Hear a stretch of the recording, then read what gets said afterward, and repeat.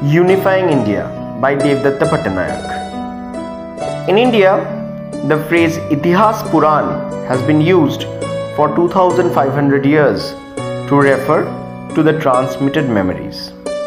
Many assume that this is an ancient division between history and mythology.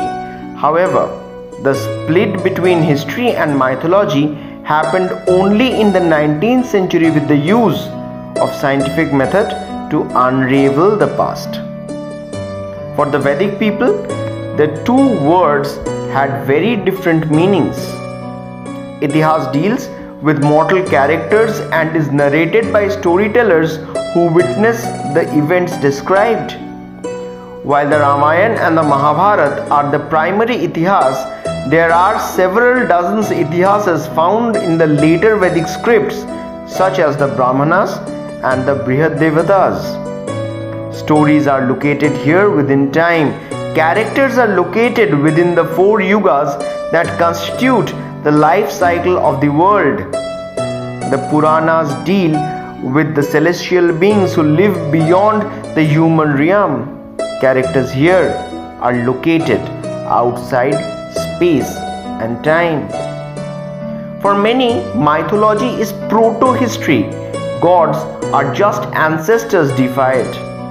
For Christians, the Bible presents actual, not imaginary events. For Muslims, the Quran is the perfect transcription of a conversation with the divine without any human intervention.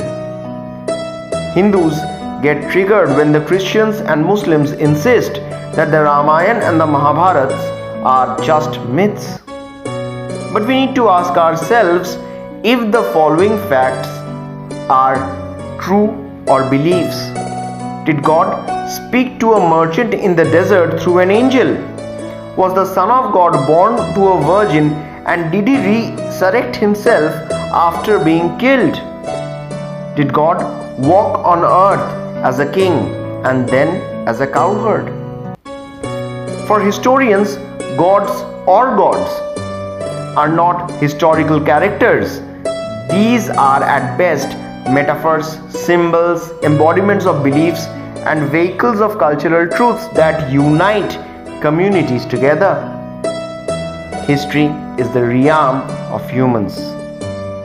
Modern secular societies are bound not by God but by ideas such as property, justice, equality, and human rights. These are also beliefs and thus myths presented without a narrative scaffolding. In the 19th century, the word mythology was used only for polytheistic cultures. In the 20th century, the word mythology expanded to include monotheistic cultures also. All traditional knowledge was irrational and mythical. In the 21st century, the word mythology also includes atheist cultures, for no culture is based on rationality. Humans need beliefs to grant their life meaning. Many educated Hindus insist on viewing the Ramayana and the Mahabharata as history, and we use celestial events like the eclipses mentioned in the oldest manuscripts to date the events. As a result, the Mahabharata has been dated to 3101 BCE and the Ramayana is dated by different scholars to different dates from 12209 BCE to 1920 BCE. Historians believe that the epics composed 2000 years ago reflect nostalgically on a period 1000 years earlier, that is 1000 BCE, when the Aryans had just moved into the Ganga-Yamuna Doab region. This is when, as per the archaeologist, painted graveware pottery has been found in the same region, indicating a shift from the previous cultures. The manuscripts narrating the story are dated from 200 BCE to 200 CE, between the Mauryans who patronized the Buddhists and the Guptas who patronized Brahmins. It was a period of transition and turmoil when much of the north was controlled by the nomads of the Central Asia like the Scythians, Parthians and Kushans. Ramayana and Mahabharata timelines are contested. So are their geographies. In today's popular understanding, however, the Ramayana stretches from the Ganga River basin through the Deccan Plateau to the island of Sri Lanka in the Indian Ocean.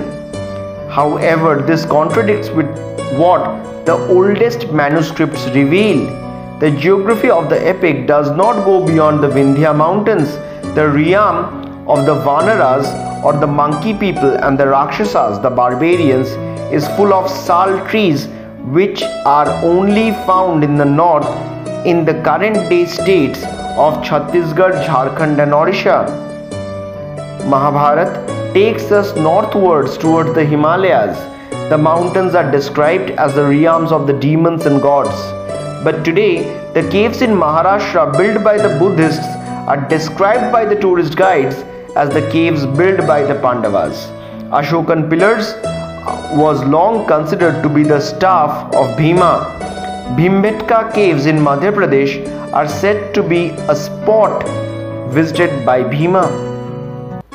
The original Itihas world stretches from the cedar trees of the north to the sal forests of the south, nothing beyond the Vindhyas. But as the Brahmins migrated southwards, as the concept of Aryavart expanded to include other river valleys and even sea coasts, we find epic worlds expand.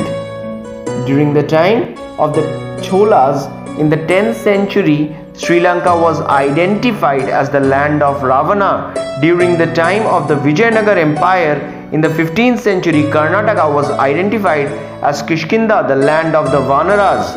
Konkan and Kerala coasts came to be identified with Parashuram. Southern mountains came to be called Dakshin Kailash. Southern rivers came to be known as Dakshin Ganga. Southern cities came to be known as Dakshin Kashi. Southern kings provided food for the war at Kurukshetra. Mythology has worked well to unite India far more than history ever could. Thank you for listening to us. Please subscribe for more notable information.